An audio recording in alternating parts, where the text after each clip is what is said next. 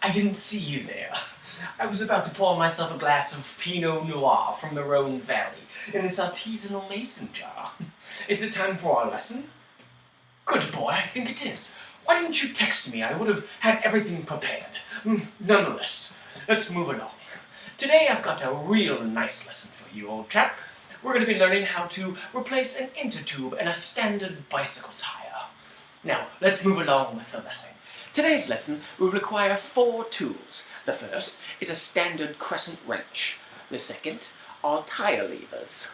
The third is a standard bicycle pump. And the fourth is an innertube. So, step 1 of the process is to take the wheel off of the fork. How you do this is, you take your standard crescent wrench, and you want to unscrew these nuts. Once you've got them loosened, you can use your hands. Do not take them all the way off, just enough so you can pull the bicycle wheel out, like so.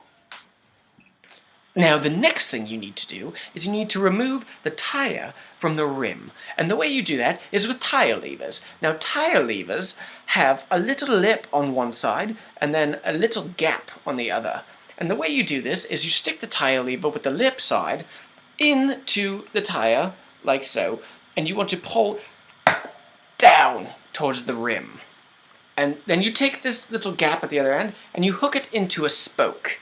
That will leave a little gap to walk in another tire lever to then circumference around the rim. Now that we have one tire lever in, you want to take a second tire lever with the curved side and put it right next to it, like so. And then you want to push away from you, pulling that bead away from the rim, like so. Now what you want to do is you want to reach inside of this tire and you'll feel a tube. And what you can do is rotate and pull down on the tube, releasing it from the tire.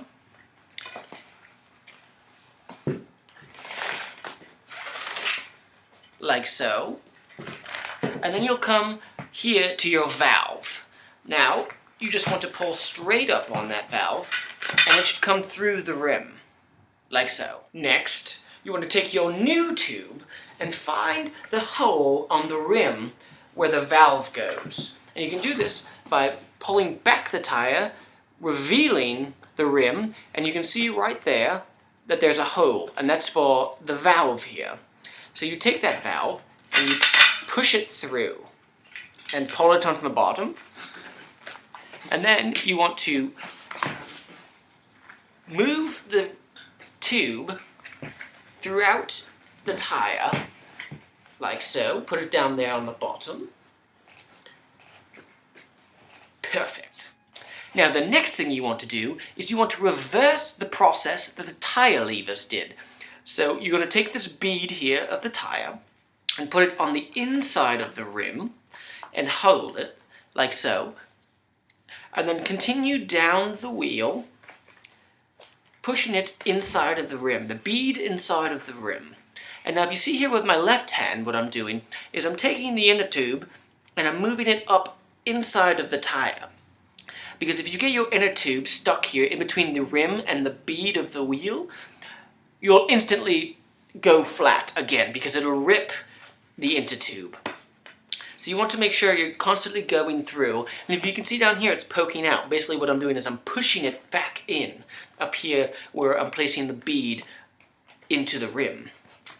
So you still have this section that you need to flop over into the rim. And the way you do that is again with tire levers. Let me grab a tire lever. And you'll take that same side that we were talking about earlier with the curve, and you want to make sure that you flip it the other way, opposite of what we were doing before, and you can then put it into that spot and use that little lip to catch onto the rim and push forward. And that will then put the entire bead of the wheel inside of the rim. So you shove it in there like so, pull it up, and the whole bead now is inside of the rim. Next, what we're going to do is we're going to inflate the innertube inside of the tire.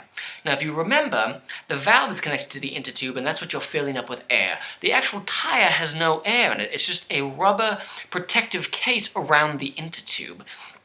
So find your valve, take your standard bicycle pump. Now, we can pump, and we don't hear any rushes of air on the side. And now we're getting air inside the innertube. And what I'm doing here is, if you look, you want to always put your hand on the back, because these valves are very, very sensitive, and if you push too hard, it'll rip right off, and then your whole wheel's all messed up again. So I put my hand back here and hold it, so I'm pushing against my hand and not against the valve. And now if you look, I've got a fully inflated tire, maybe a little bit more. I can pop this off, boom.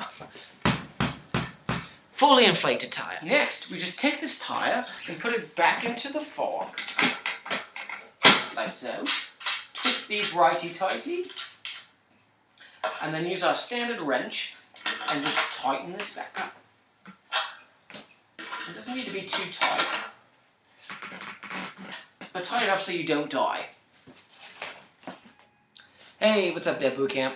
Connor Holmes. A little bit about myself. I was a student at the Academy of Art for graphic design, and I started going on to Code Academy and Code School and tryruby.org, and it kind of fit in with like how I learned, because a lot of times I like to go and like dive deep into something and then try to go as far as possible, and it's very like trial and error, and that's kind of where I was like, well, design school is good, but that's just like, that's art. And whereas coding is a little bit more like, does it work, does it not work, very trial and error, and obviously there's art involved with that too, you know, styling web pages and stuff. And but yeah, I've fallen in love with it, and I would really love to pursue it, and I'd be honored if you let me in, because I've read a bunch of stuff about, you know, Dev Bootcamp, and I've met a couple of alumni, and I've met with one of the old teachers, and they all say it's great, and I know a couple people who have jobs from Dev Bootcamp who were never really involved in code before, and it's kind of one of my passions now that I'm doing. I would just love to be a part of the program, so, you know, if you guys like me, please send me an email, something. I'd like to start as soon as possible.